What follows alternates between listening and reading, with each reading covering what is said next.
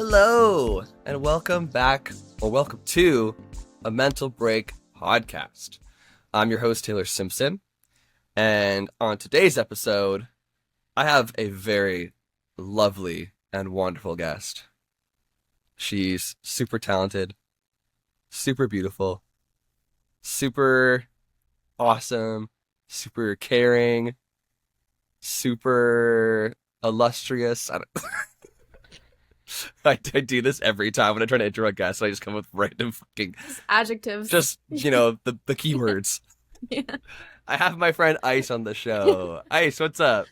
Not much. Just hanging, just unpacking. That's all. Been a really, really busy day, but I'm happy to be here. Happy to finally get to do this. Woo! Yeah, we've been talking about doing this for, I guess, since I met you at, or re-met you at North by. Yeah, so since early June, but I think for both of us it's been completely nonstop since then. So we were talking off camera about like catching up before shooting the episode of hey, so what have you been doing? And I was just I haven't stopped moving since North by. Yeah. It sounds like same for you. Yeah, pretty much. It feels like sleep has just been a blip in time. Yeah. And I can't remember sleeping, if that makes sense. Yo, I can relate to that. Yeah. I just feel like I've just been awake for 2 months straight. Pretty much. Did I sleep at all? I don't know. Yeah, but it's been a good 2 months. So that's for me great. At least. I hope it's been good for you. No, it's been all good stuff. I'm glad to hear that for you as well. I know you just moved recently. How is that situation? It's been good. It's like my first time living completely on my own, so it's a lot Congrats. quieter than I'm used to. Thank you.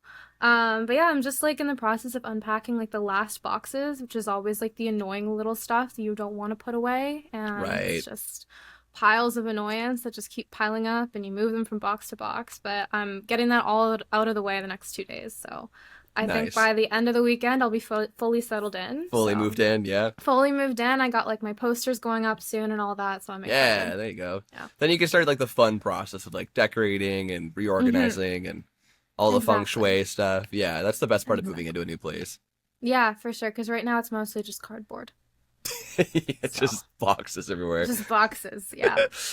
Do you ever find I've moved a lot in my life. I don't know if we spoke about it before, but I've moved at least probably 12 times in my life so far, and I'm only 31. Yeah, I'm in about the same ballpark as you. Okay, so there you go. Yeah. You know. Yeah. Does the thing happen where you're packing up to move to your new place, and you're oh, this shouldn't be so bad. And you get boxes, and you start loading your stuff in. You're how much fucking shit do I have? Too much fucking shit. Does that ever happen to you? Because, fuck, man. The last time I moved, I was there's no way I have this much shit. Where did this all come from?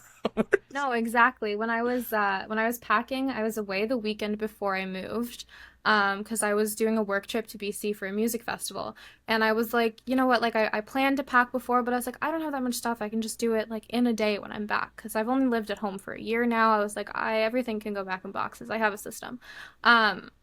And I'm pretty sure halfway through that first day of me trying to pack, I almost started crying because I was I don't know. I don't know how many boxes I need. I thought I needed 5. It ended up being somewhere around 20 plus garbage bags. Damn. And it was that's not as much stuff as I expected. But it's always the case.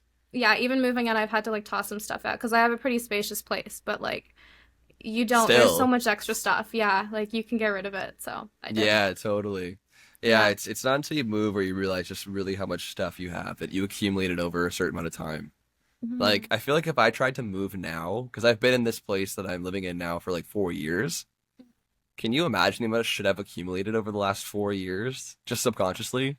Just little trinkets. That's the problem. Yeah, I would need 50 boxes probably. Yeah, it's brutal. But yeah, so that's...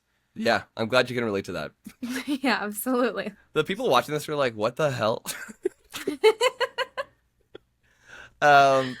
So yeah, let's talk about how we know each other first, just to get the people, kind of situated for why you're on the pod today, who you are, because I have so many guests come on the show, and people are always intrigued about the next guest on the show and stuff. So I'll say my perspective because it's kind of funny because I feel well, here's the thing. Like, I feel like I kind of knew who you were before I met you in person, but I never actually met you in person before.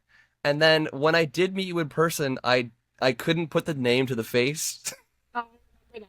I remember You that. There was remember like now? we were hanging out for like an hour before you're like, "Oh, you're Ice," and I'm like, "Yes." Literally. That's the funny story I was Yeah. about to say. I was like, it took me like not the whole day, obviously, but like a big chunk of the day to be like, uh, like putting it together in my head. Yeah. But it was so Yeah. nice to actually like get to hang out with you that day or the couple of days at North by. Yeah.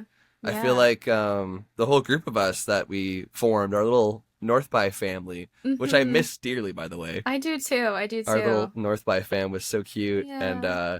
I just feel like we bonded so quickly, like you and Hmm. me and everybody else there. Like Yeah. it was so Yeah. nice. Like I feel It like was awesome. we made friends for life. I think. Absolutely. We were just, sitting around drinking, talking about creation for like 2 days. It was amazing. Yeah. And that's literally what happened is like it literally just became a family. Because I remember I was working at the bar at North by and you and Jack came up. And then I think Daphne was kind of like floating. Yep. And then we all started talking about like art and music and all of that. And it's like, actually, we're all going to the same show. And then we just kind of like attached to each other for like 2 days. Yeah. Um, Literally. yeah, no, it was great. We need to do a reunion. But We definitely have to do that. It'd be so yeah, much fun. Yeah. It yeah. was so like serendipitous how it all worked out because I remember like yeah, I went with Jack to like one of the seminars or something in that Mm-hmm. morning, and then you just Yeah. happened to be working at the bar at the HQ, Yeah. and I think if I remember correctly, I like looked over and I was like, she looks familiar, but I don't, I couldn't place it. That was the same thing that happened because I think that's like I don't know if it was that week or before, but that was the second time where I've like seen you in person. And I was like, I know that face. I think that's Taylor, but I don't want to say anything in case it's not Taylor. Yeah, that happens to me all the time. Yeah, so I was like, I didn't say anything until I was sure. But it was the Right. same thing. Like I heard so much about you through, I mean, Jack, Anella, Nick, probably a long list of other people as well. And just never met you. And it was awesome to actually meet you in person and see all the wonderful words come to life. Well, I was about to ask. Like, I hope it was all good things. There's Mostly, I think. that guy's a fucking asshole. No, no, that's really sweet. Yeah, no, it was really great getting to meet you, and it was funny like going to the bar and being like, and you were like, "Hey, Taylor," and I was like, "Huh? How? What?" Yeah. Yeah, I remember. And then we all just, yeah, like you said, we all just kind of joined our little family, and it was just so nice. It was great getting It's to spend nice. time It with was y'all, good. and I'm glad that we continue to stay in touch with each other, all of us in the Mm-hmm. group, and Yeah, thank you for absolutely. making time to come on the pod.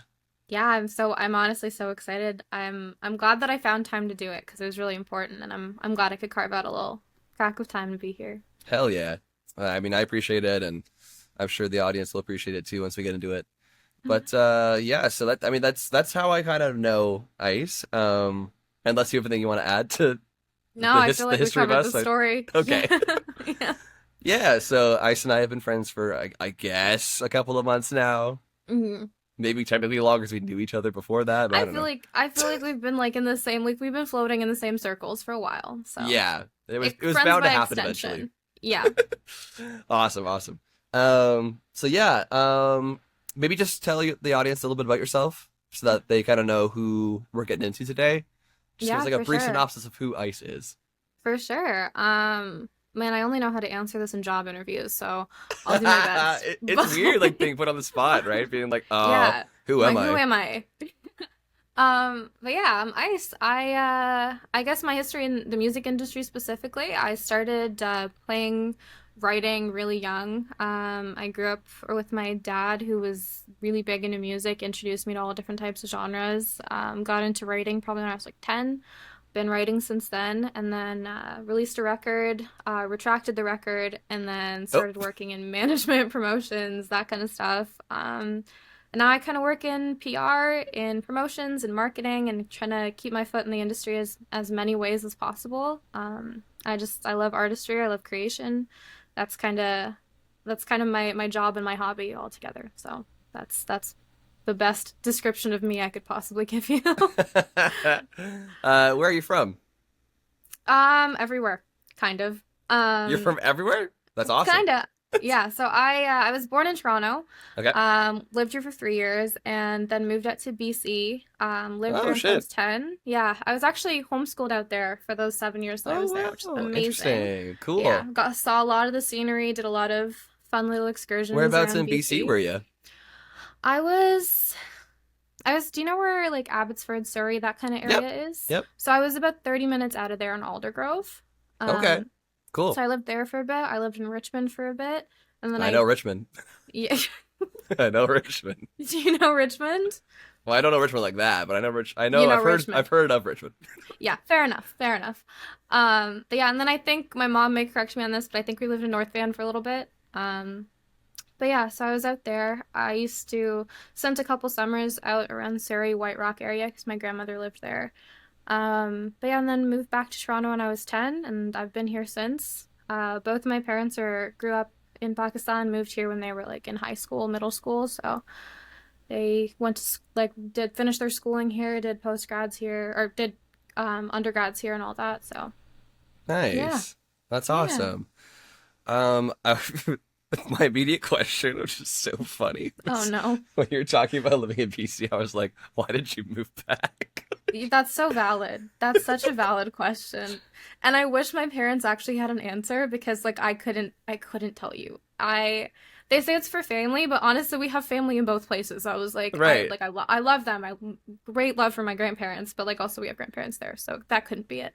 Right. Um, But yeah, I miss BC a lot. The energy there is so good. The people are so sweet. I love it there, And man. like yeah, and like I like Toronto. I really do love Toronto. Of It feels like course. home, but it's very different. You know, it's a different kind of energy that you Yeah, find here than you do in BC. totally. Um, but yeah, I remember when I was flying in on that flight, I was like 9 or 10, and I remember landing, and as I was coming down, I remember looking at my parents, being like, "Where are the mountains?" And they were like, "There's no mountains here." And I remember being None at like, all. "Why would you bring us here? Like, this is horrible." Like, what? This is a Yeah, no downgrade. mountains. Exactly. I'm like, no mountains, no ocean. What are we gonna do? Just sit and look at bricks? Like, there's nothing here. So, Yeah, literally. yeah. Look at that big needle tower. Yep, exactly. That's so Exactly. funny. Yeah, there's Yeah. just something about BC, man. Mm-hmm. Like Yeah. I always told myself because I've lived in BC for 2 months, like 1 month at a time separately. Okay. Um, yeah, it's a whole thing. Where did you live in BC? Vancouver both times. Oh, okay. Yeah, like Okay. so like the big city there. The big Um, city. the big city. Well, not really that big compared to Toronto, but yeah. I just love like you said, the energy out there and Mm-hmm. like um it's so outdoorsy too, like compared to Yeah. here. Like it's so much more. I mean, you have the mountains. There's so much hiking trails. Like Mm-hmm. you have the ocean. Like it's just so nice there, man. And like Yeah. yeah, like Stanley Park was always a beautiful spot to walk around in, and even the downtown part was cool too. Like there's nice little restaurants and stuff and little cafes. What I did find though is like the nightlife there is non-existent. I think it's gotten better. Um, Like it's like but I know Gastown and by that's it. much. Yeah, Like that's and pretty there's like much that it. one strip of Gastown that has bars up until like 1, Mm-hmm. and like that's Pretty late for much. them. Pretty much. And I like don't even know why, because it's such a young city. Like you'd think there'd be right, more there's happening, but universities there. There's like a whole bunch of like yeah, students that are younger. It's like there's just no yeah. like And at there's least when I like was there for the month, there's like no nightlife, and I was like, this is I so feel like weird. there is nightlife for the students, but it's like after a certain point you want to stop going to college bars, and then there's not much, you know? But that's it.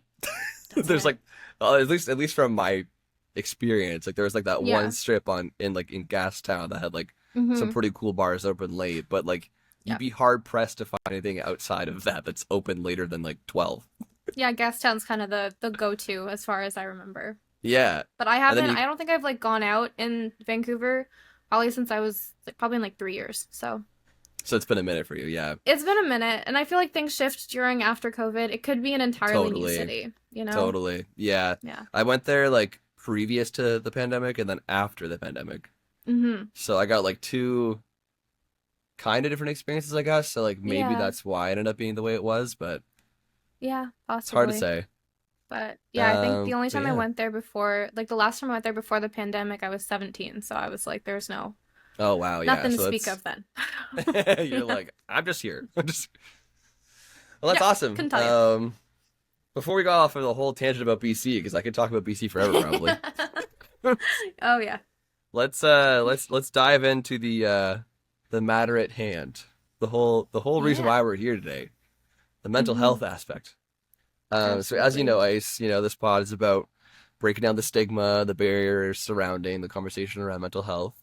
So I guess a good like entry point to start the conversation would be like just a blanket question of like, do you deal with any mental health? Yeah, so that's I mean, great starting point. So I think my whole mental health journey started back when I was probably fifth grade. I was Mm-hmm. going through a transition of not only moving from BC, but I was going to a school for the first time, like a physical school, and I had grown up homeschooled to that point. Oh right. So I was struggling with the socialization aspect, and then shortly after I started, my parents split. So I was like, there was like a lot of changes happening in fifth grade. Mm, Um, and I think that was kind of the point where I couldn't really adjust socially. And that kind of held me back or made me help me struggle a little bit more mentally. And going into high school, that kind of awkwardness stayed a little bit next to me and pretty much followed me up until I want to say I was 20. Um, yeah. Obviously, kind of went up and down. I think around sixth or seventh grade, I started getting more into sports and I became a competitive cheerleader. And I had kind of that direction in life, which was, I can honestly say, is the only reason that I've continued to get as far in life as I have, because it was just a beautiful way to kind of focus my energy and kind of let some more of that aggressive, stressed energy out. Yeah. Um, I think I was in sixth grade when I got diagnosed with depression, Mm. and in ninth grade when I got diagnosed with general anxiety. Um, it wasn't until I think it was post COVID. I think it was the first year, 2021, when I was like, okay, I've been struggling up and down because, mental health it's not linear. It's up and down Yeah. constantly and it can be for years. Totally. But yeah, 2021, I decided, okay, I'm gonna, focus on things that make me feel good. And I always called them, like, I mean, it's common saying is soul food. Nice. So yeah, I dove into things that made my soul happy. I was writing a ton. I still write a ton. Focused on, my physical health, my mental well-being, and I can't say it happened overnight. It obviously is still a work in progress, and for a lot Yeah. of people it will consistently be a work in progress for years. Totally. Um, but that was kind of the point where I was like, all right, I'm gonna get my shit together. I'm gonna take charge of my own mental health, and it's been on kind of an upward wave since then, I would say. That's great. Yeah. Wow. You just like encapsulated the whole podcast in that one answer. I mean, I guess we get to wrap up. I don't. No, no, sorry. I just my self defense mechanism is to make jokes.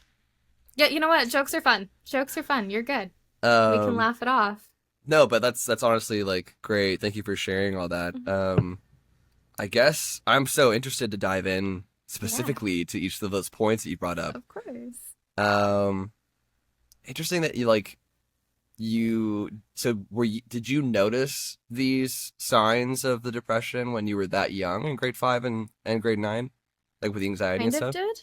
I kind of did, but it was really hard to pinpoint it as, what it was because I was so Sure. young. And at that age, you don't, like, there's, even with the lack of mental health awareness, there's always so much less when you're in fifth and sixth grade because Oh, most people don't totally. think it's Yeah. necessary? Totally. So I was blessed enough that when my parents split, they put me immediately into therapy because they were like, this is a necessity, and I'm so Yeah. grateful for that because that gives you so much more self-awareness as it's happening rather than, Totally. getting older and having to look back on what happened and kind of rebuilding from there. Right. Um, so I think it was about 6 months in that we kind of started catching signs and trying to work backwards and, figure out coping mechanisms and how to deal with it, how to communicate about it, especially. Right.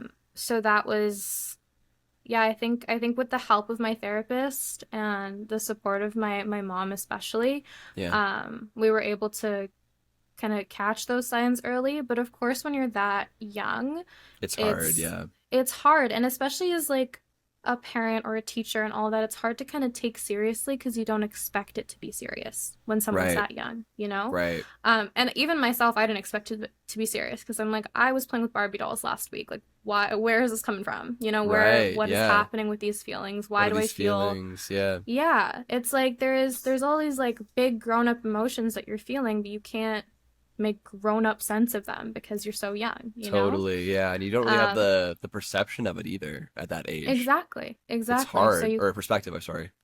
perspective, exactly, and you Yeah. have to look so much outside of yourself to even just understand what's going on within yourself. Mm-hmm. Which is I think why it took me years to actually get more of a handle on understanding that I was struggling with depression because Right. it's not that it's not taken completely seriously, it's that you don't expect someone that young to be going through it, you No, know? totally. Yeah. And you think it's just a phase or it'll be over when the divorce is over, it'll be over when the social aspect settles. Right. Um, but yeah, so that's a long answer. No, no, it's that's what we're here for. That's what we're- A long way of saying yes and no, essentially. Yeah, yeah, yeah. Because I mean, like, I can not like really relate, but like, I don't know if we spoke about it before, but I'm pretty open about it on the pod. My parents passed away when I was really young. My mom died when I was 13, and my dad died when I was 10.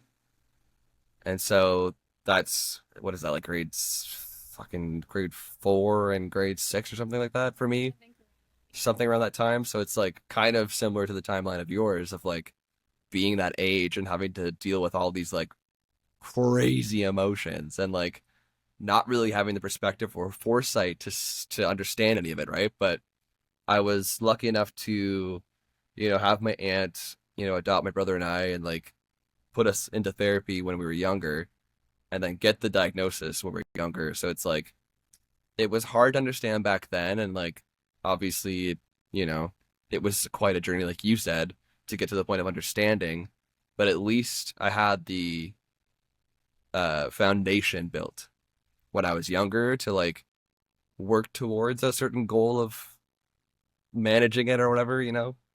Yeah, It doesn't make it absolutely. And any that's easier, obviously, but like at least no, because but some you people made a don't good have that, point. which is Yeah. tough. So Exactly. Like having that foundation as like I remember even thinking back, I remember being like in fifth and sixth grade and being like, this is completely useless. Like I don't know what I'm doing here. I don't understand what's happening or the words that you're saying.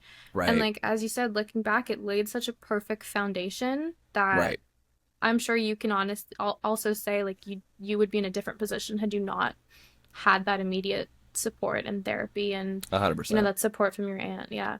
Yeah, no, 100%. I don't know where the fuck I probably wouldn't even be here, honestly. Yeah, no. Yeah, I'm with you I'd there. probably in the ground. Yeah, Um, absolutely.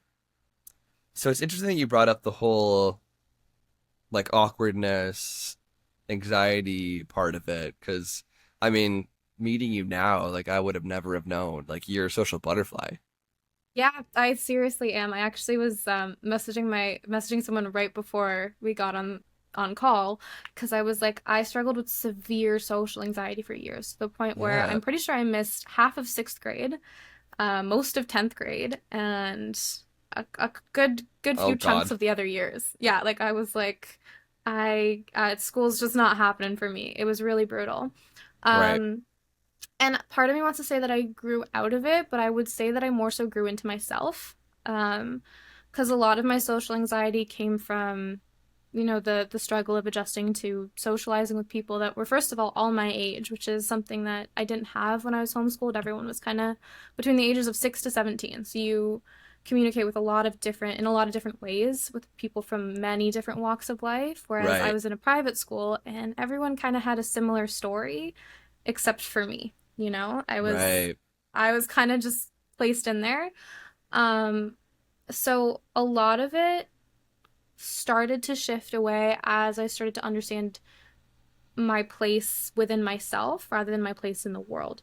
Wow. And started to understand the way that my brain worked and that it was different from other people because I grew up differently than a lot of other people, and that I have that have a unique perspective on a lot of things. And that's something that used to make me feel very awkward. And as I grew older, I was like, Sure. okay, I mean, it feeds right into my art. It feeds into creation. And I'm sure you can also speak to that, like if you didn't have that, you couldn't create as well as you can. It's your perspective Hmm. is different, your experience is different. Um, so I think driving that energy into my writing really helped. Um, and yeah, I think in high school, I switched schools in high school 3 times. Oh God. So yeah, What a so nightmare. it was a little bit. That's such I'm a very hard time in your grateful. life to like have so many changes to happen because you're changing as a person, Yeah. going through like hormones and figuring out who you are as a person and like becoming Yeah. fully sentient and Sentient. Yeah, pretty much. Yeah. Yeah, you're that just was like I'm. stupid, but you know what I mean. Yeah, I do. I definitely do. But yeah, so I switched schools 3 times, and that fed into the awkwardness because I can I think imagine. everyone in high school kind of has this like weird feeling of like, where do I fit in? Yeah. You always want to fit in somewhere, and I I couldn't find my place because didn't have enough time to like grasp a concept of myself. Right. Um, because I was just growing through awkwardness and changes constantly. Um, so yeah, I think like as I said before, it's really just about understanding that place within yourself before you understand where you fit in. Um, because you can't really fit in. I mean, first of all, you can't really fit in anywhere. You just find people that like you and care for you, Yeah. and that's all that fitting in really is I just call it like a sense people. of belonging, I guess, Exactly. That's exactly what it is. more than Is fitting you in. Yeah, you belong with people and to people that care for you and love you, and that doesn't have to do with skin color, hair color, No. interests, anything. It can be anything, Yeah. anything No, on the that's super planet. important. Also, I do want to say that line that you had there, super profound. Also, bars, that's a fucking lyric right there. I'll note that down. You got to write a song with that line, dude. Just I will just make throwing a it out note of there. that. Yeah. Um, no, but thank you for sharing about all that. I know it's probably like a tough journey in your life that you had to go through with. I had no idea that you had to go through that many fucking steps and stages in your life to like I was battling anxiety in my life, but like I didn't change schools nearly as much as you had to change schools. So it's like I had at least time to build a foundation of friends that I trusted. Where it sounds like you were like uprooted, uprooted, uprooted, uprooted like again and again, and like It never was, really yeah, able to like put your roots down somewhere. pretty much. Which is why I'm so grateful to actually be living on my own now and living on my own terms. Right. Um, And additionally, I was really lucky that my first day of fifth grade, I met my best friend. And we were friends all through my school changes, my life changes. We're still friends to this day. Wow, that's Um, awesome. and like she went through a lot of changes in her life as well. Just like life changes, parental changes, all that kind of stuff. Yeah. And I think for a lot of our years together, the only constant in our life was each other. Hmm. And I was so lucky to have that foundation, as well as I have a younger brother who's significantly younger. He's 6.5 years younger. So when I was Whoa. going through those stages, he wasn't as, we weren't as close as we are now. Sure. Um, but yeah, those I think holding on to those like two things really kept me sane because it is hard to, grow from no roots. Yeah, So you kind of have to totally. create them wherever you can. You got to find your safety blanket or safety net Hmm. wherever you can Hmm. get it, right? I Yeah, mean, shout out to exactly. your bestie, man. Yeah. If Yeah, you're no, watching the she's pod, which I'm sure she'll be watching the pod. probably will. Yeah. So if you got to this point, what's up? Yeah, absolutely. And second shout out to her. She's the one who got me into music. Like into the music Wow. that I'm working in now. She was actually the first person to introduce me to AC/DC and Slayer. So major Let's shout out to go. her. Raining blood. Yeah. Yeah. Hell yeah. Well, shout out to you, bestie. What's your bestie's name? Hmm. Laura. Shout out to you, Laura. I'm You're a definitely real gonna one. make sure she watches this now for Yeah, sure. now you're like, yo, I Yeah. called you out. Yeah. I gave you a shout on the podcast. Yeah. No, that's awesome. That's awesome. Yeah, social anxiety is a bitch, eh? Hmm. Yeah, It's it really is. tough. I mean, like this Yeah. may take you by surprise, but like just you knowing who I am now, but like I also struggled with that a lot throughout my Hmm. life, Yeah. like tremendously. Yeah, I mean like it also makes a little bit of sense because you had such a massive change in your youth that it's like Yeah. it shakes up your roots. And Yep. that's where a lot of social anxiety comes from. That childhood trauma, baby. That's where it all Like stems from. in this little club. It's great. Yes. Welcome to the Yeah. club. Everyone that comes on the podcast is all part of the same club. Yeah, I love it. We're all suffering from something that happened to us as kids or throughout our adolescence. Yep. Um, not me trying to make light of everything. I mean, not everything has to be. I mean, we're talking about a heavy topic, but it doesn't always have to be heavy. It's true. It's true. Yeah. But let's get serious now. I'm Yeah. getting serious. Serious faces. Serious face.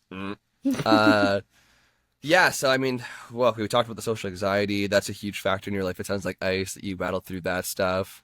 Um, what's the depression look like in your life? Because I'm so curious about that. Because like everyone I've talked to on the pod and like my friends, like, including even myself, like dealing with my depression, like it kind of manifests so differently in so many different people. Like it's still depression at the end of the day, but like the way that it affects people and the way that it comes and goes in people's lives, I found is so it's like a spectrum. Yeah, So I'm absolutely. curious to like, just for our audience too, listening, like Mhm. and watching, what does your journey with depression look like? Like how does that manifest in you? So for me, in the hardest times, I would say is my depression became more of a habit. Um, Mm, and because it was such a long period of my life, I want to say that I was like actively struggling for maybe about 7 years before it started becoming on and off. So right. it was definitely a hard struggle for years. Yeah. And because it started so young, it got to a point where I was like, this is all that I know. You know, it's Mm, those negative thought patterns, it's the negative self-talk yep. that just kind of compounds. And I'm sure as anyone who's struggling with mental health either knows or has heard, the way you talk to yourself is the way that you think. Mm-hmm. Um, and when you fall into a habit of only hearing negative talk about yourself, whether that be internal or external, that becomes almost a part of you. Like it's almost like it solidifies for years. Yeah. Um, so in terms of what it would look like even from the outside looking in, as I said, like there was periods of time where like I couldn't go to school because of my anxiety, and because of that I would lack the social aspect of life and then would slip really easily into self-isolation. Mm, Um, and I think the worst period of time was probably when I want to say either 15, 16 or 16, 17. And those were the 2 years where it got so bad that I barely listened to music. I didn't pick up my guitar. I didn't pick up a book. I don't even know what I was doing. I was just sitting there in my little hole of sadness for a couple years yeah. there. Um, Damn. and it was almost like a habit of driving out the good in my life purposefully. Um, And then after I would say that long period of time, it shifted. And I think part of it was getting older, part of it was being more independent, being on my own, and Hmm. having more control over my life, which is, a major factor for me. Sure. And it became up and down, so I would learn exactly what would trigger me to slip back into old habits, what Mm, would pull me out. And it was a game of trial and error. So I got to a point, as I said, 2021, where I could kind of catch myself falling into old habits. So I would stop going to the gym. I would stop playing guitar. I would stop writing. I would eat different foods. Whatever it was for me, I would catch it and then try to correct it before it slipped back. like back in that Because spiral.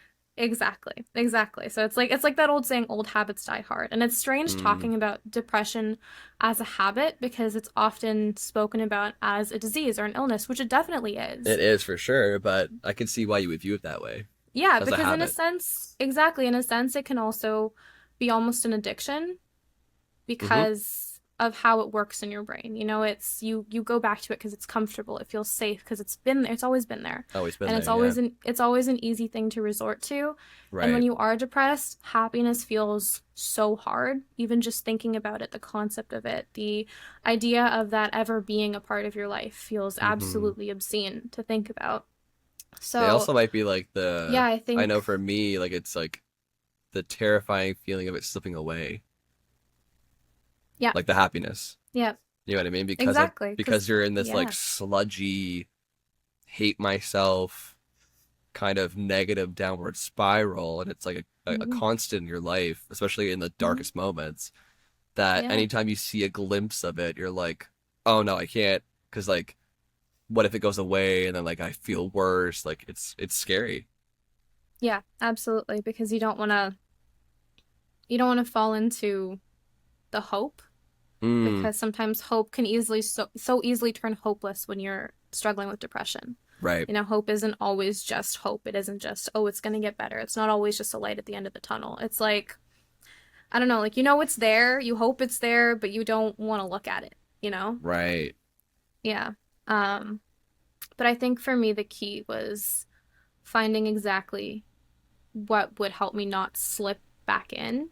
Hmm. Um, and that's, I mean, I still struggle with it now. You know, I've been Yeah. moving and throughout the move, throughout, you know, job changes, life changes, I haven't had time to go to the gym. And the gym since 2021 has been my constant. Every single day I need to work out because it boosts my mental health right in the morning. And that's like my number one thing where I'm like, if I fall out of that habit, I know something's not right up in the brain, you know, like something Hmm. needs to be fixed. And for the past couple of months, it's been pretty inconsistent, but I have to keep reminding myself that's because of life, not because of me, Yes. because then I'll spiral back into that negative self-talk of why am I not doing this for myself? Why don't I want to Hmm. get better? Um, so I think it's probably something I'm going to struggle with for the rest of my life. But I can say that at this point, because I know how to deal with it, it's become more of an enjoyable struggle Hmm. because the success on the other end of it is always worth it. So far. Knock Interesting. on wood. Yeah, that's a good way to view it, honestly. I don't know if I've ever actually heard that perception of it before, of it like looking at it like a challenge and like the reward of winning the challenge or like beating it out versus Yeah. like giving into it. It's an interesting way to look at it. Yeah. I That's think I cool. think that's a good way to phrase it. I mean, after a certain point, like it kind of does become a game, you know? Yeah, it's And like a game of tennis and you have like you just got to hit back exactly. and then just keep hitting back. Exactly. Yeah. Just keep hitting back. And it's always like it's always harder at the beginning. That's the part that I think I find a lot of people struggle with is Hmm. because as you said, like you're scared of it slipping away, but the thing is Yeah, that the happiness is gonna slip away. The hope is gonna slip away, but you just have exactly. to actually actively keep looking for it.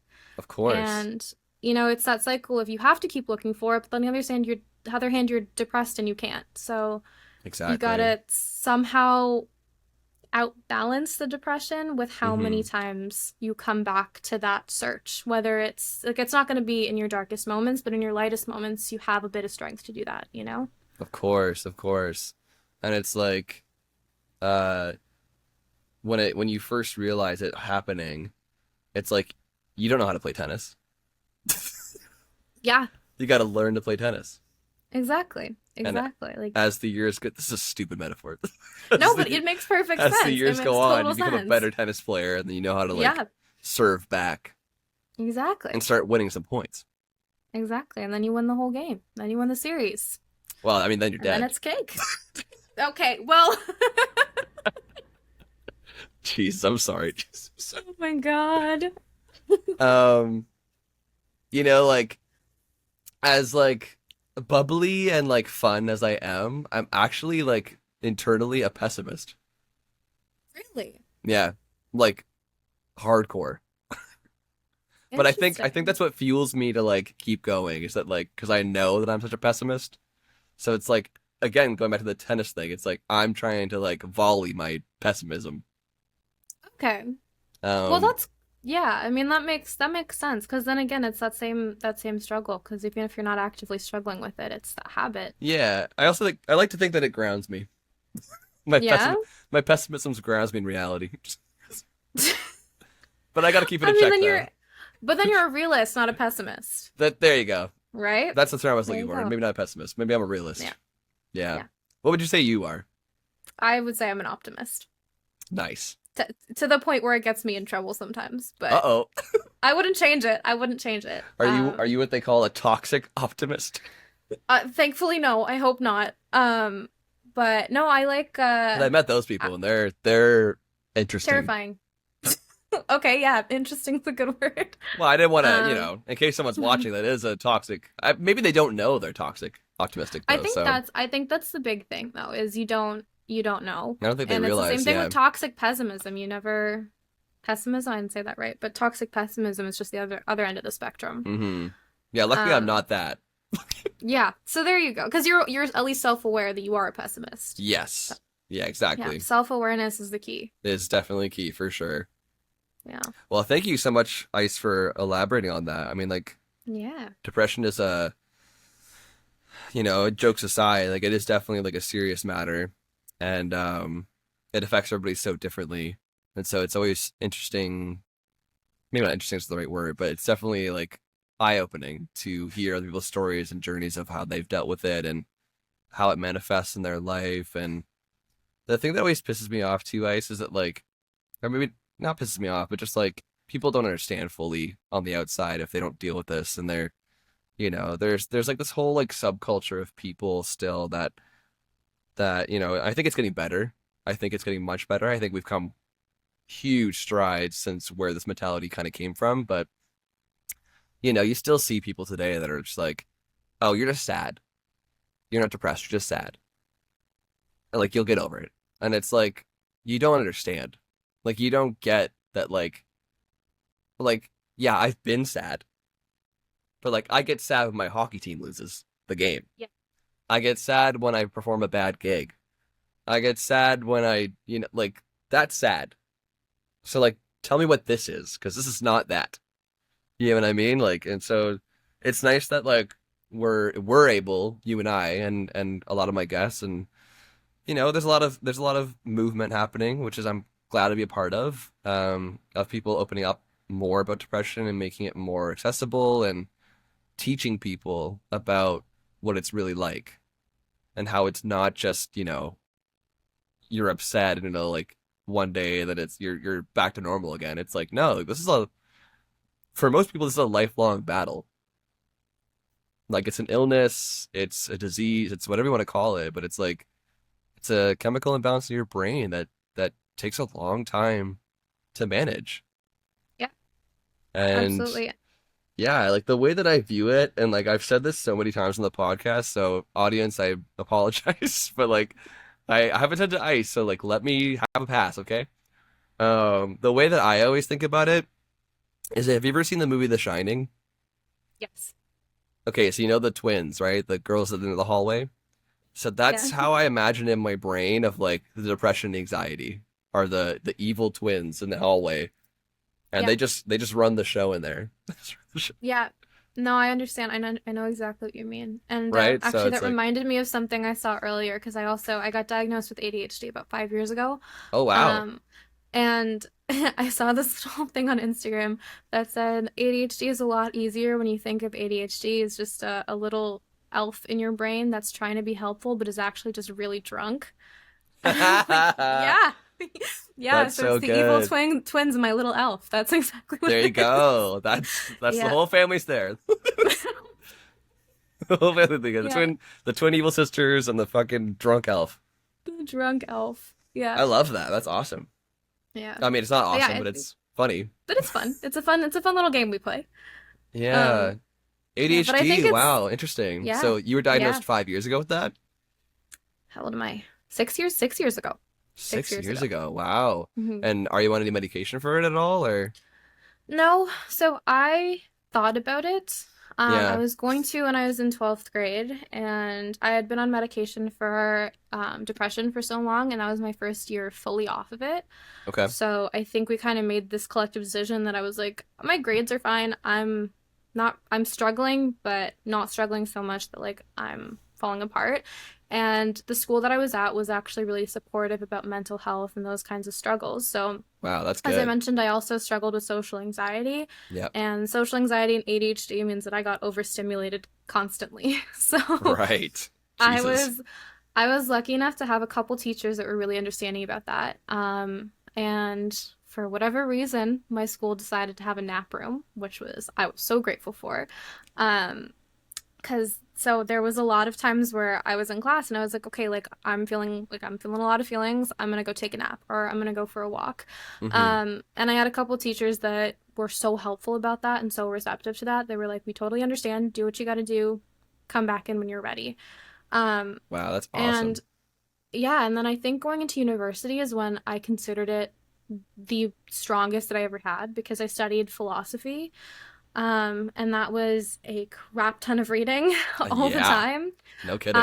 And I love it. Like I'm still so passionate about it. I adore reading, I adore philosophy, and Yeah, I it's love awesome. studying. It's just when it was like I was fighting against myself. I'm sitting there and I'm like, this topic is so interesting to me, but I've read this first paragraph 10 times and I don't Right. understand a single word it's saying. And then I was like, okay, am I not as smart as I thought I was? Am I not Mm, gonna get to where I want to? And because of that, my grades did tend to struggle a little bit, but I was really, really wanted to learn how to deal with it rather than go back on medication because I was like, right. if I have to go on medication, then I absolutely will. Sure. But if I can figure out how to cope with it without medication, then that sets me up for another level of success. Then I'm even more set, then I'm happier. Um, Mm-hmm. and it's still like I still do struggle with it, but I'm in a safe space in life where I can experiment with what works for me. I'm lucky enough to, have a fully remote job and Oh, I nice. can work wherever I want. I can move wherever I want. So it's good. Like That's great. it's been a confusing struggle of trying to figure out what works and what doesn't, but Yeah, I'm sure. it's yeah, Yeah, it's definitely an ongoing battle too, eh? yeah, Like I've yeah, met a lot of people that absolutely. have ADHD and I feel like call me crazy, but I feel like there's a correlation between our generation, like millennial and like I think you're Gen Z, right? I think our two generations are suffering the most from this because of the age that we grew up in. And like not to say that it wasn't prevalent before, because it probably wasn't diagnosed before, or they didn't know what it was previous to our generations. I'm sure it was always present, but like I just feel like it's a tenfold now. Absolutely. Like I just feel like every other person or every like 1 in 5 people now are fucking suffering with ADHD, and it's like it's that overconsumption. Absolutely. And one thing that I was actually talking to my mom about this because my brother, as I said, he's also Gen Z, but he's significantly younger, so he's right in the midst of Gen Z. Right. Um, and we were talking about how he seems to have a lot of, ADHD symptoms, but he Mm-hmm. doesn't have ADHD. It's just like it presents similarly but different. Right. Um, and she was saying that she read this study about how, because of all of these quick dopamine hits that young Mm-hmm. teenagers and preteens are getting, it's developing something that's similar to ADHD in their brains. Because as their brains are, being created, essentially, Yeah. it's rewiring the way their brains work. And as Scary. I think is pretty fairly commonly known, ADHD is because of dopamine receptors. It's because of the way that those fire or misfire. Right. Um, and that's why a lot of people with ADHD struggle with, addiction and Mm-hmm. depression, anxiety, because they always need some sort of stimulation. So a lot of people resort to drugs, and more commonly now, people resort to TikTok. Um, Yep. so it manifests itself as, we all know about social media addiction, and it kind of Mm-hmm. just seems to be turning into that. And it's obviously like a lot of newer studies because it's a new wave, but Yep. it's really interesting. But it definitely checks out though. Yeah. Because I was an addict for like 6 years. Oh, really? Yeah. So not to say that I don't know if I have ADHD or not. Like I probably do. Like Mm-hmm. just because it just from everyone I've talked Fits. to about Yep. it, and just like Yep. yeah, that makes sense. um, but I was diagnosed with OCD when I was Okay. like 13, and Mm-hmm. that I know I have for sure. Yeah. Um, and the thing is, there's apparently a lot of overlap of symptoms between OCD and ADHD. Mm-hmm. Like they're on the same kind of spectrum wavelength. Yeah. So I'm not really sure if it's like my OCD manifesting in ways that kind of looks or presents itself as ADHD or not, but it's a whole other thing. But yeah, it's definitely an interesting world to get into, and like I feel like there's so much like learning and educating that has to be done still in that field. Um, but yeah, thank you for opening up about that. I mean, like it's not easy, and it does make life a bit more difficult for people like us that have to deal with these quote unquote not average or not normal I things. But think like I don't know what the fuck that means anymore. Like like fair enough. is there a normal person? Like I honestly at this in this day and age, no. no, like No. we're all got There's something. no standard. There's no Yeah, like standard anymore. I would It's love to fine. meet somebody that has nothing. I know. Whenever someone says, "Oh yeah, I've never struggled with mental health," I'm like, "You just don't know it. You just you don't know that you have." You're But I just, swear you have. living ignorance is bliss. Exactly. Exactly. Something's going on Um, there. You just don't know yet. yeah, I think it's actually really important what you said about research. Because I remember when I got diagnosed with ADHD, um, I the way that I learned about ADHD was that it's diagnosed when you're really young. Hmm. And as I think a lot of people with ADHD know, and some outside of even the mental health community know, ADHD is most commonly diagnosed in men and like adolescent or infant men, And not um, women. and not women. And that's changing as the years go by. But when I was diagnosed, I was like, that doesn't make sense. Like, I'm not hyperactive. I'm not jumpy. I don't even really fit ADD the way that I've heard about it.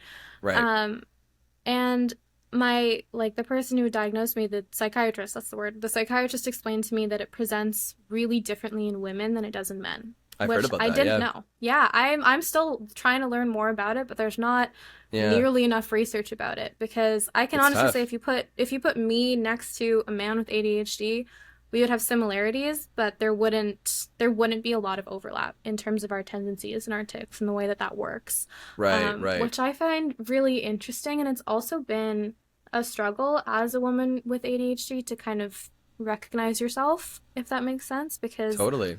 I haven't gone to therapy for it. I'm not on medication for it. So the only person tracking my symptoms and trying to understand them is me. It's you. And Yeah. yeah, and you Google it and it shows me all of these things that were geared towards men, and I'm like, that's not me. Like, that's Hmm. not where I fit in. Um, but yeah, I think that's a major gap in the mental health community that is slowly closing, but happily closing. And that another thing I've seen, and I haven't personally experienced it, but it's similar with females with autism. Yeah. There's a lot of women with autism that aren't getting diagnosed until their late 20s, which Right. is Right. And it's crazy. like they have to Yeah, live that whole time with it, yeah, not knowing what it is until then. And even then, like when they do get the diagnosis, it's like, okay, what do I do with this now? yeah. You're like, I'm here now. Like, I Yeah. guess I'm fine, but like we got to do something. So Yeah. And like the interesting yeah. thing too is that like same with ADHD and OCD and any of those like kind of tick based mental Hmm. illnesses, and same with like the autism, it's all in like a spectrum. Yeah, And like you were saying, it presents absolutely. so much more differently between gender and between like people's experiences and stuff and like Hmm. their anatomy. Like it's just the human body is crazy. It's It is. It is, and very convoluted. very, very much so. Very much so. Um, but I'm glad that you're like, taking it head on, and like you're learning to cope with it in your own way. Like that's, I mean, pat yourself on the back, Ice. It's not easy to do. So I know I'm proud of you for taking it on and for trying to learn more. Like I hope for your sake and like for all women's sake that they like get their shit together and start figuring out more about it. Yeah. Yeah, no, I totally agree. I totally agree. It actually blew my mind when my psychiatrist went through, or not my psychiatrist, my therapist who said that I suggested that I go and, talk to a psychiatrist to get a diagnosis. She went through Hmm. this list of, I think it was like 50 things that I've been trying to find since then. I don't know where she got it, but a list of 50 things that's prevalent in females with ADHD. And as she went through, it was like, no one's asked me these oddly specific questions before, but I checked off almost everything on that list. There you go. And I was like, that's like, how many women are out there being like, I'm just actually losing my marbles, or blaming it on hormones, or blaming it on something else, Yeah. when in reality, it's like, no, you actually have ADHD and no one's told you. Like, Right. there's different ways. There's even a different way you look at life when you understand that you have literally just attention issues. Yeah. And you can recognize that in yourself and be a lot kinder to yourself and be like, okay, well, if this isn't working for me in these 5 minutes, something else will. Or one Hmm. thing I've learned is like, I love to read, but I focus better when I'm able to read out loud, which pre diagnosis would have felt like a ridiculous thing to do. I would have been like, I feel Right. like I'm 5 years old. You're like reading But it out loud, and you're like, no one look at me. exactly, I'm like, I'm not, it's just, I like pictures, like it's, it feels Yeah, ridiculous. yeah. But after my diagnosis, I was like, that has nothing to do with my intelligence. It's just this is how I No, focus better. Um, but yeah, absolutely. so I'm a really strong advocate for research in that specific like ADHD and Hmm. autism and those kinds of things in women. It's yeah, It's very huge, and I passionate about also I that. also feel like Yeah.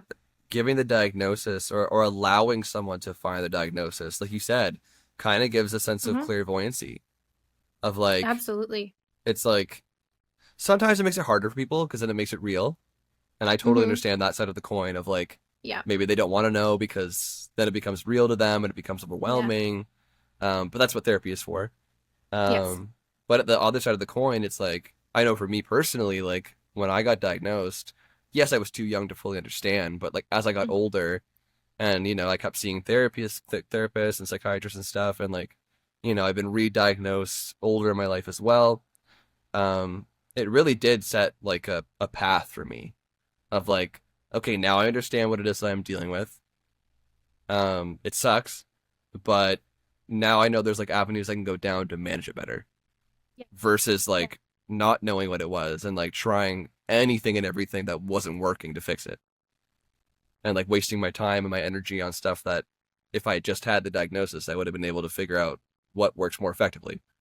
Exactly. Exactly. And So I it's hope for your sake and people like women, especially with ADHD, yeah. that more research is done and more doctors are capable or therapists or Yeah. psychiatrists are capable to give that diagnosis earlier on. Obviously, would be great, but at least in general, so that these poor women can get the help they need, or at least a path for them to go down. Exactly. You know? Exactly. Yeah, because it's such a big thing and it's such a massive reason that a lot of people reach out for help is because of what they see in the media. And if there's no representation for what mental health looks like for women, Hmm. there's a lot of women out there who just aren't going to get help or they're going to continue to struggle. And it's really at the end of the day, it's about being kind to yourself without letting too much slide. You Right. can and that's like, I mean, that reading example, like I'm reading Russian literature out loud to myself on my couch, like a weird toddler, and it's just, That's it, awesome. it, it just allows you to not knock yourself down as much when you Hmm. realize you just learn things in different ways and it doesn't necessarily make it a good thing or a bad thing. It's just a different thing. Exactly. Yeah. I don't know why, but I just pictured I sitting on a couch speaking full Russian out loud. Now that would be something else. I was like, whoa, that's crazy. All right, so quick side tangent. I have because I've been thinking about Hmm. this question the whole time we were talking about it, but Yeah, also yeah, listening to you. absolutely. Um, who's your favorite philosopher? That's such a good question. Um, I Because was I took really, philosophy in really, college. I loved it. So yeah. So I have a hard time deciding because I obviously get asked this question a lot. Um, and I used to be really into French existentialism, and then I reread some stuff quite recently. Um, and they just seem a little too whiny for me now. too So I've whiny. So, it's like I feel like I'm on like a weird little journey of that myself. I would say that in terms of existentialism as a theory, I really abide by that because it's kind of I always saw it as like a positive spin on nihilism where you can do whatever the hell you want in Mm-hmm. life, so just do whatever the hell you want. Um, because I don't know, I've always loved that concept. Yeah. Um, yeah, in terms of favorite philosophers specifically, I can't say that I currently have one. No worries. Um, It's so, hard. but yeah, it is hard. It's really hard. And I feel like especially because of, as you study philosophy, you become more acquainted with your own ideals. And then you For stop sure. identifying yourself with a lot of other philosophers. You're like, well, I can poke 17 holes in that, or I just Right. strongly disagree with it. Um, Descartes' Meditations was, I would say, one of the first things that made me fall in love with philosophy.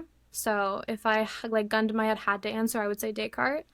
Cool. Um, but yeah, not because I of would. a lot of his ideals. I just like the way he like I like his concepts. I like the way he thinks. Right. Right. Yeah, I like the way his brain works. I like the way his brain works. Mine Yeah. would be Nietzsche. Oh yeah. There's Just there's the realism in you. there you go. That's where it comes from. Yeah. I also did a lot of research recently on like optimistic nihilism Mhm. and how it's like it takes everything that, people that believe in nihilism and like yeah, nothing matters, but also like we're here, so let's try to enjoy it. Yeah, pretty much. And that's I'm like, yeah, I identify with that a lot.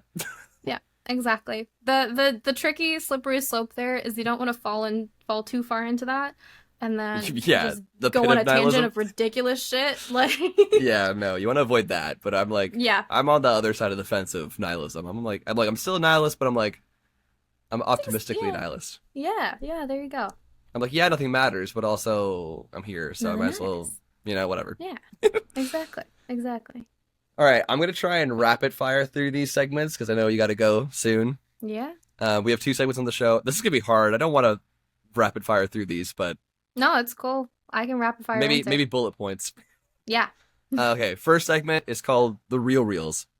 Okay. The real reels is the darkest, deepest trench that we have that we deal with Hmm. mental health. This is the Yep. part of the show where it's like, this is the shit people don't hear on a regular basis. Yeah. And I hate having to rush through this, but I know you got to go. But basically, yeah, it's the part of the show I'm most proud of because it's like it discusses things that are really hard to talk about and that Mhm. people don't really have access to in the construct of society we live Yeah. in. So by all means, like go as deep as you want or not. It's completely up to you, like how vulnerable you want to get. I will never push any guest to say anything they're not comfortable with. Mhm. But the only question in the segment is, what have been the hardest times for you with your mental health?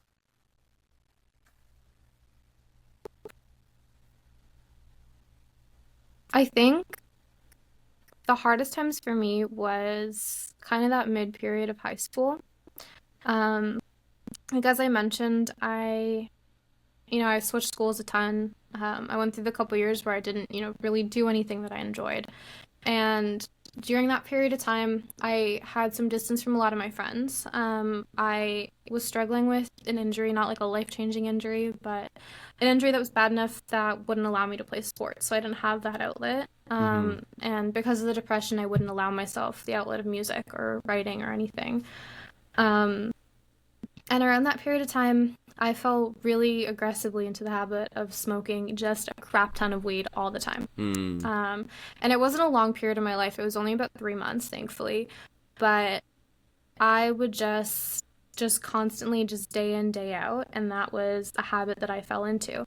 Um, and I think that was probably the hardest time just because I went through a period where I wasn't really sure what to do with myself. I didn't have any short-term or long-term goals. I wasn't sure where to go. Mm-hmm. And it also felt like I didn't have, because I'd moved so much, I didn't have a lot of close friends around me. I had a lot of acquaintances. Mm. And I was well known, but I didn't know people, if that makes sense. Yeah, sure. Um, so yeah, I think that was probably the hardest time because when you're, falling into those kinds of habits and you feel that sense of like overwhelming loneliness, you don't really have anyone to reach out to. I wasn't in therapy at the time. I wasn't really, talking with or close with my parents. Mm. My brother wasn't living with me, so it kind of just felt like a period of time where it was just me on my own. Yeah. Um, and it was definitely the hardest thing I experienced. Yeah, it's And like the I'm very isolation or Exactly. And it was like I'm very grateful to have not experienced it for long right. because like my parents did take notice and were like, "Okay, let's pull you out of this hole." Right, And I'm very yeah. grateful for that. But I know that there's a lot of people out there who struggle with that for years on end and sometimes even decades and it's like even just thinking about it is just like it's breaking my heart because it's so hard. It's Yeah. so hard to feel like you're that alone and that empty and that hopeless for that long, like even that short period of a time, that I Hmm. have so much love for the people that have to struggle with it for as long as they do. Yeah, it's a tough place to be in, and it's also like really tough to get yourself out of it too. Hmm. Um, Yeah. but yeah, thank you for sharing that. Yeah. Yeah, I mean, I appreciate it. I know that probably people watching and Yeah. listening appreciate it. Um, were there ever any moments where like it got too overwhelming for you, and like, did you ever have like any, suicidal thoughts at all, or thoughts I of like, did. I don't want to be here? Yeah, I definitely did. In that period of time, I think I searched for kind of, I wouldn't even say it was a distraction, but that was kind of for me, the purpose of smoking weed. At that point, I was like, I Mm, need to shut that point in my brain off before it goes a little too far. Um, but I think on and off throughout my life, I struggled with suicidal thoughts. And I probably did up until maybe a year or two ago, because I was struggling, but then I would not be struggling, and then I would struggle, and then I wouldn't be struggling. And I think that's, everyone who struggles with depression or suicidal thoughts, it's always that like little blip of positivity that keeps you going, that hmm. tiny little bit. Um, and in my head, I was like, as long as I have that tiny little bit, I know that it's there. Even if it's not there for 6 months, I know it's going to come back. And that's what keeps me going. That's what keeps a lot of people going. Right. And that's is actually essentially at the end of the day what got me through it. Wow, that's intense. Yeah. I'm sorry that you had to go through that as well, and like obviously I can have really relate to that because I've been suicidal pretty much my whole life. Mhm. Um, Attempted quite a few times. Mhm. So I'm there with you, buddy. But we're Mhm. here, we made it. We did. Um, Absolutely, For me yeah. personally, a lot of the reasons that I've left many of my therapists is because I felt that they weren't as direct as I wanted them to be. And Mm. one thing I always say in the beginning of my therapy is I don't want a therapist that has a lot of empathy. Like, You want that is, the I want the brutality, blunt straight to the force. point. Yeah, blunt force, exactly. I'm like, I just want it straight, and I want to move past it. And obviously, it took me Touche. years to get there. It took me so long to get there because there is a strong period of time when you are seriously struggling and you're in that hole where you need gentleness, and that's all you can handle. 100%. Because aggression's not gonna, it's just gonna make it worse, 100%. Yeah. Um, and you have to be really cognizant of that with whoever you're speaking to. And if you don't know that person like you know yourself, then just assume that gentle is the way to go, Yeah. because you never know how it's going to impact that person. um, 100%. but if where I'm at now, if one of my friends, like I had a roommate a couple years ago, and we're still friends, and if she would come up to me and she would just be straight up and she'd be like, you're slipping, like, get your shit together, you're better than this, get your shit together. Whereas if someone said that to me 5 years ago, I would have been like, what the hell are you saying to me? Like, you're breaking, like, that would have hit me so deeply. Right, right. So yeah, I think it really is about where you are in your journey. I agree. I agree. Well, we have one last segment. I Yeah. know we got to wrap up soon. No, it's good. Let's do it. Let's do it. Okay, cool, cool. I don't We're want to good. like. I'm Yeah. just like. No, we're going. Okay, perfect. Yeah. So this is the rainbow segment. Hmm. So this is coming out of the darkness. Hmm. You've gone through your journey. I mean, like obviously, fucking, like you have the rest of your life as a journey, obviously, and like there's gonna be ups and downs, and like maybe we'll do a part 2 in a couple of years from now, Yeah. and get an update from you then. But you even from the top, you said that like you're on an upward trajectory. So Yeah, absolutely. it's kind of like coming from the worst parts of what you described to like coming out of it now. Like, just give the audience and stuff and myself some perspective of like tools and stuff that you've used to like get yourself to a better place, like from those darkest moments, like, Yeah. and how you got to where you are now. So I think this is where my brain went to, and this is like the cheesiest possible answer I could give you. But I had like a physical toolbox. I think I made it in middle school, and I kept it all through high school. And I have a couple of them actually. The first one I made was literally just like a painted box with ribbons on it. Um, That's so cute. and I filled it with like I had color coded index cards, for when I was feeling different emotions, with literally just skills on them, like DBT, CBT skills, that I could just grab one and try them without having to think about them. Because especially when you're like in a high crisis moment, the hardest part is recall of those skills, because you don't have the capacity to think about them. You don't have the capacity to bring it up to the Right, front of your right. brain. Um, so I had those physical cards because then I could look at them, I could feel them, and I could think about them and not have to work too hard for it. I had sour candies because I always found that like super, super sour warhead candies always took my mind off of whatever anxiety I was feeling because it was just like a shock to my system. Um, Interesting. I had candles that I wouldn't really light. I would just have them to have like sensory stuff. Mm-hmm. And bubbles was another thing that I really liked because I found like if you like the act of blowing bubbles, it doesn't feel as awkward as like sitting there and taking deep breaths. It just feels like you're blowing bubbles, but you're actually, you're You're still taking those deep breathing to, breaths. You're yeah. still, yeah, you're focusing on your breath. Um, so that was one of them. And then the other one I have is it's a big box, not a big box, it's a little like a big bag that I've been collecting since high school of like every note that my friends have written me, even if we're not friends anymore. Mm-hmm. Polaroids, photos, printed photos.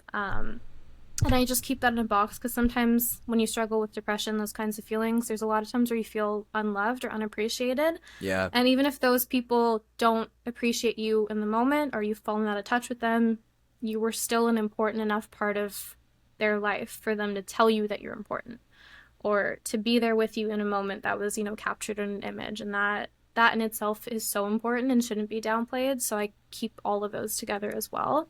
Wow. Um, and I think those are my two biggest tips.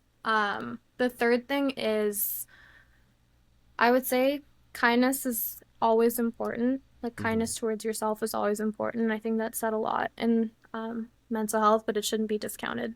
You need Yeah. to let yourself understand how your brain works. Don't push yourself to think like somebody else. Don't push your brain to think like somebody else's.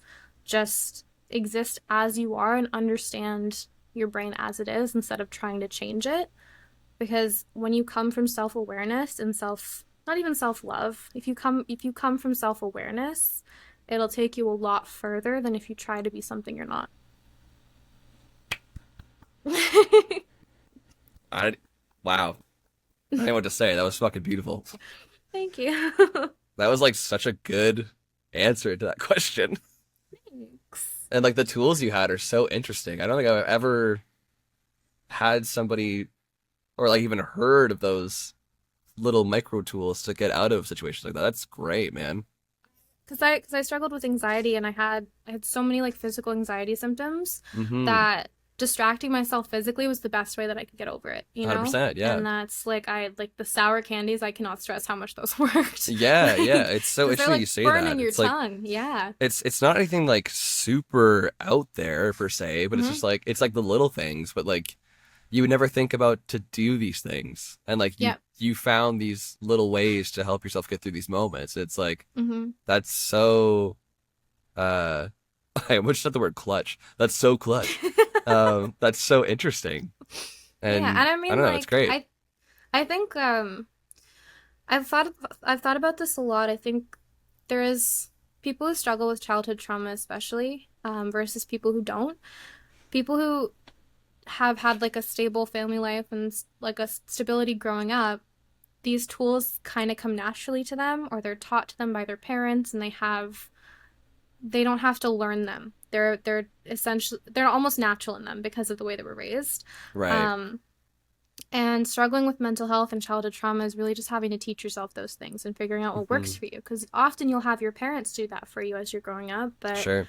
a lot of people don't have that privilege, and you Yep. do have to learn it for yourself. Yeah, that was So it me. doesn't That like was me. it doesn't have to be anything weird. Yeah, like it doesn't have to be anything weird. It's just there are some gaps that's like everyone has gaps that their parents didn't fill, and this is just another example of that. So, For sure. One of mine, whenever I found myself in a lull in like a weird moment, is like I'll just take my hmm dog for a walk. yeah, Because then it instantly takes my love mind out of that. everything. I'm with my dog and we're going for a walk. I mean, fresh air is Exactly. You huge have too. Like just getting outside and go for a absolutely. walk is like, hmm you might not think it's exercise, but it really is. Exactly. And So like the way that you phrase that, like you're with your dog, you're going for a walk, like having that purposeful distraction is so important. yeah, because it takes your mind off of whatever funk you were in, right? And now it's like Exactly. you're shifting places, you're changing your hmm scenery, like anything to Yeah. like trick the senses and to like get you out of Yeah. that moment is huge. A change of scenery, honestly, is so major. Like Mm-hmm. I know that one of my things that I struggle with is I shut down when I'm having like big feeling conversations. Mm-hmm. Um, so for me, sometimes it's literally just a matter of like moving from one couch to another couch or moving from one side of the room to the other side of the room.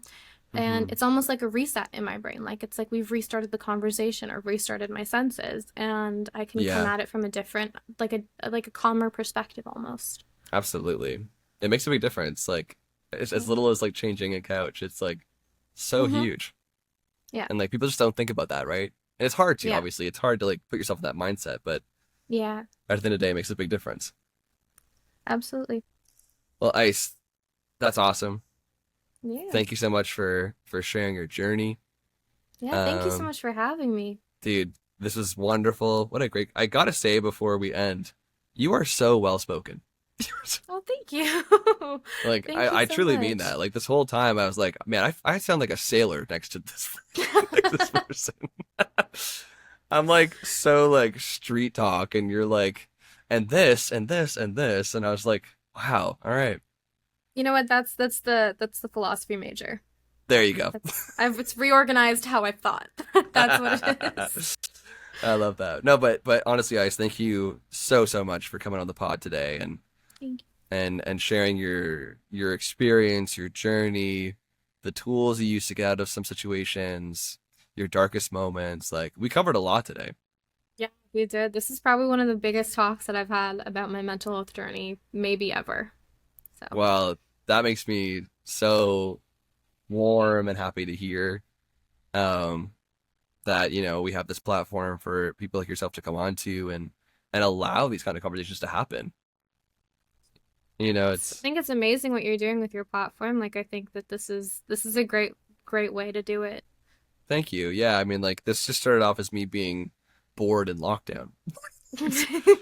That's literally how this podcast started, and then it like grew into this whole other thing. So like, Yeah. I'm just along for the ride too, as much as you are. Mhm. But Yeah, fair enough. yeah, no, I'm very like thank you for the kind words. It means a lot. But yeah, if I could just be like a tiny piece of the pie in the movement that is mental health awareness, that's at the end of the day all I care about. So thank you for occupying this space of the pie with me. What kind of pie would it be? The mental health pie, or No, this slice of pie, like the slice of pie that we're in together now. What would it be? I like cherry. I Cherry got like pie. I got like I got like cherry themed everything. Whoa, we got a cherry cup in here Yeah. too. Crazy. Oh yeah. All right, cherry pie. Love it. All right, Ice. Well, again, thank you so much for being on the show. I really appreciate it. I'm sure the guests are gonna love this episode. We covered quite a bit, so thank you so much for opening up and being vulnerable with us. I really appreciate it. I'm sure that they're gonna appreciate it too. Um, I always kind of leave a bit of space for the guests to say any like final thoughts or anything. It could be like maybe a piece of advice that you've learned or a message of hope or just any final thoughts that you want to wrap up the pod with. Yeah, I think it's oversaid. Um, but I would say that the big thing that I've realized recently is that where you're at is not necessarily who you're going to be in a few years. 'Cause as you said, like you met me, I'm a completely social butterfly. Yeah. And I was just thinking earlier about, I struggled with so much anxiety. I would get so embarrassed so easily. I was constantly worried about, what people were going to think of me, how I would look. And a few months ago, I went up on stage with some of my best friends, and we were just at a karaoke night, and we sang a song that we all were singing in the car together a few days ago, and I forgot every single word. Oh. I had like every single word to that song. There was one point where I was standing up there just laughing my ass off because I was like, I don't know how this happened. Like I know this song. Um, and honestly, a few years ago, that would have sent me down a really, really aggressive spiral, probably for a couple of months, honestly. Um, Damn. and today was the day I realized where I was like, I surprised I wasn't even embarrassed by it. I didn't even think that that was something to be embarrassed by. I was like, this is just a ridiculous thing that's happened. Yeah. And I think, That's yeah, I think growth. that's, That's yeah, growth. exactly, exactly. And that's the big thing is like if things feel gross, icky, uncomfortable, anxiety inducing, what gives you anxiety now is probably not going to in a few years. Yeah. It's that's going to be a thing of the past, and you're going to look back and think about how ridiculous it was that you were worried about something that little, because as we've talked about, we're here, we might as well make the most of it. At Mm-hmm. the end of the day, nothing really matters except the world that you create for yourself. So, Beautifully said. yeah. Wow, what a great final thought to end on. Love that. Also, I just wanted to start singing Queen there for a second. Nothing really matters. Yeah, nice. See, this is the artsy brain. Yeah. Yeah. Awesome, Ice. Well, where can people find you if they want to reach out?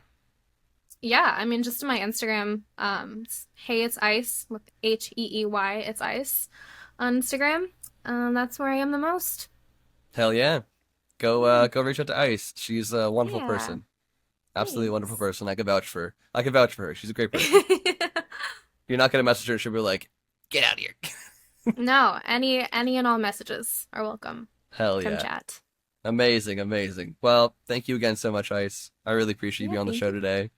Thank you again for the journey. I'm such a big thank you person. I'm gonna say thank you like I know. 6,000 times Just before very we end this up. appreciative. I just really am grateful. Like I know it's not easy for people to come on and talk about this kind of stuff, like Mhm. so openly, and like it's sometimes hard for me to find guests that want to come on the show because it's a hard Yeah, subject to talk about, right? And it is. It's not fairly everyone is intense. as open about it, right? So it whenever I have a guest agree to come on and it's so open like you were and talk about their life journey and mental health, which is, still kind of stigmatized nowadays. It's very important to me. So I'm just always grateful.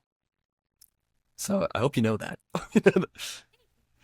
I know now. I'm happy to be here, and I'm so happy that you're doing this. Honestly, like it makes me really happy because even the things that we've talked about today, I've watched mental health podcasts, I've watched talks on it. There's so much that's glossed over and just alluded to Hmm. that people really don't talk about. Things like addiction. This sounds strange, but they should be able to be said casually, like you used to be an addict and Yeah. things like that. That's just a part of the reality of life. It doesn't always have to be the dark depths of an alley in a sad documentary. Yeah. Nothing is It taboo can to me. It's taboo. exactly, like you can just everything can just be a part of life, and I think that that's really important that you're doing this. Well, that is greatly appreciated. So thank you. Um, Thank you. all right, y'all. Thank you so much for tuning in to this episode. Ice really appreciates it. I really appreciate it. The mental health community really appreciates it.